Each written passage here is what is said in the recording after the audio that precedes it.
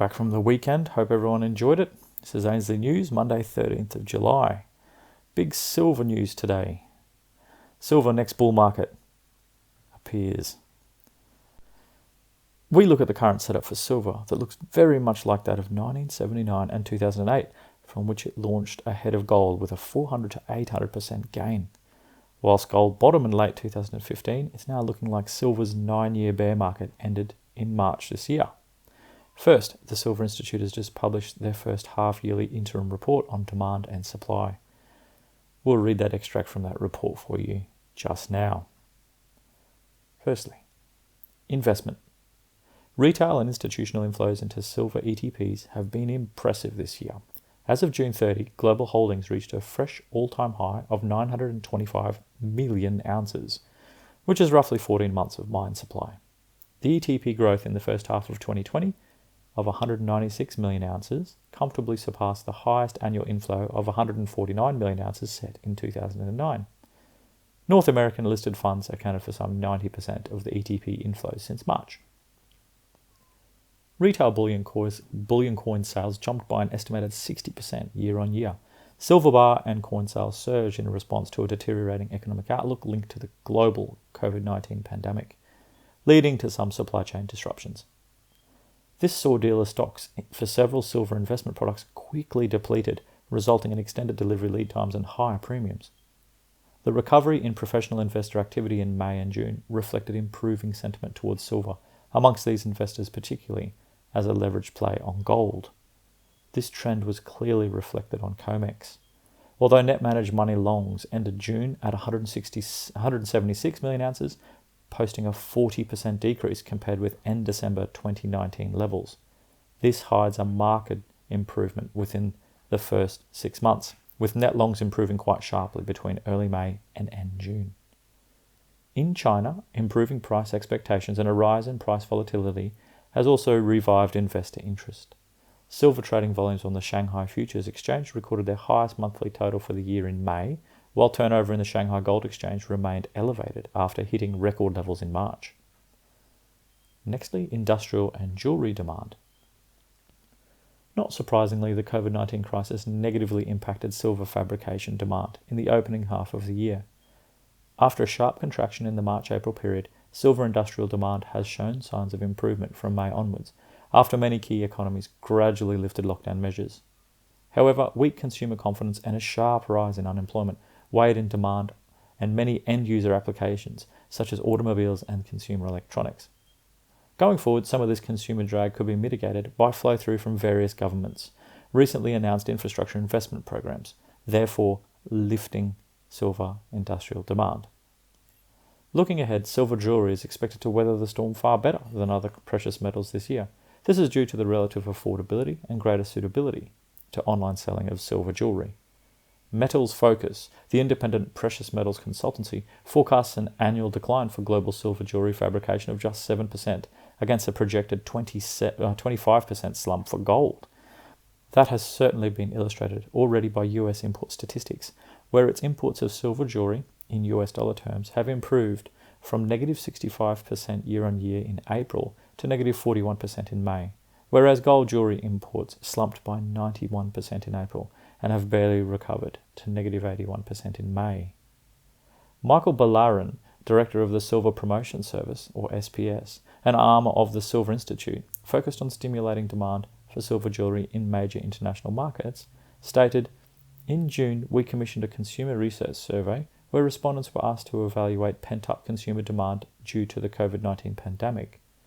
The results were very positive, with 64% of consumers surveyed saying they were planning to purchase belated jewellery gifts and over 50% indicating it would be silver jewellery." Next point of topic, silver mine supply. Global silver mine supply is expected to continue its decline, given the temporary production stoppages of mining operations in several significant mining countries due to the COVID-19 outbreak. Even with most of the mining operations now back online, global silver mine production is forecast to dip by 7% in 2020. Nextly, silver price in the second half of 2020. Investment inflows into silver are likely to continue into the second half of 2020. This is primarily a result of its safe haven status. A widespread belief amongst investors that silver is undervalued in absolute terms in comparison to gold, exceptionally low interest rates, reducing the opportunity cost of carrying gold and silver, and unprecedented liquidity injections by central banks. As a result, the silver price is anticipated to surpass $21 per ounce mark in late 2020, with a fall in the gold and silver ratio to below 90. Whilst not in that report, this next graph shows the latest update in the total transparent holdings, conferring those ETP or exchange-traded products, such as ETF, flows. Weekly transparent silver holdings. Lovely little peak there, you can see at the end, as interest continues to increase in silver. This coincides with a very bullish case for silver to outperform from here.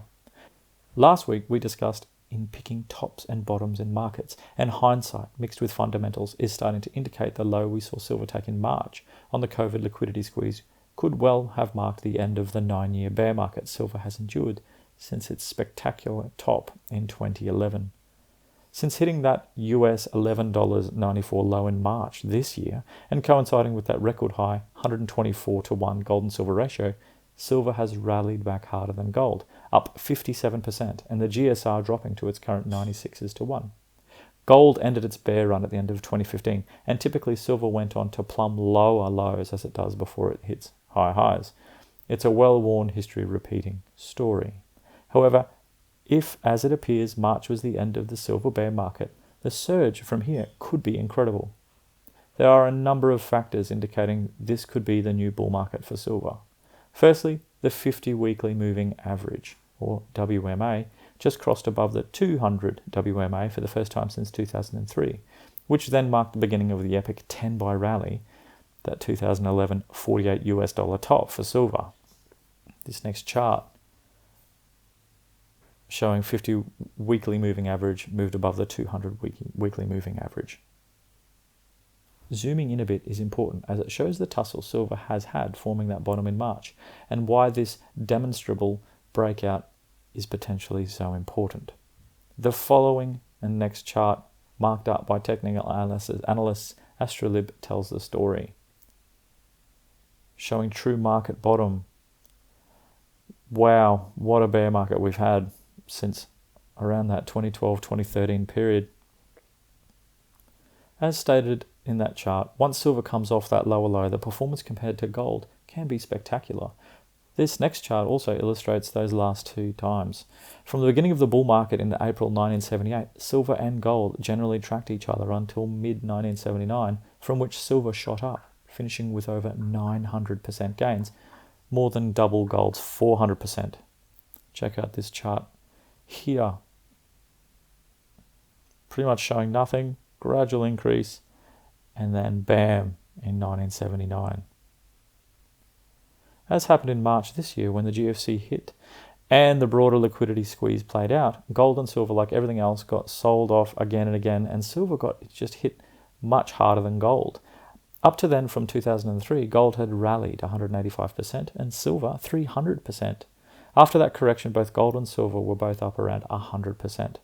And then, from that bottom in October 2008, like March just gone, the two carried on in similar fashion until mid-2010, when silver went parabolic. Check out this next chart here. Gold and silver comparison for you, and percentage changes. The time frame really is too small to make a proper call, but here is what happened since that 16th of March low on both metals this year. Silver and gold. So silver's at 46.5% with gold at 19.92%.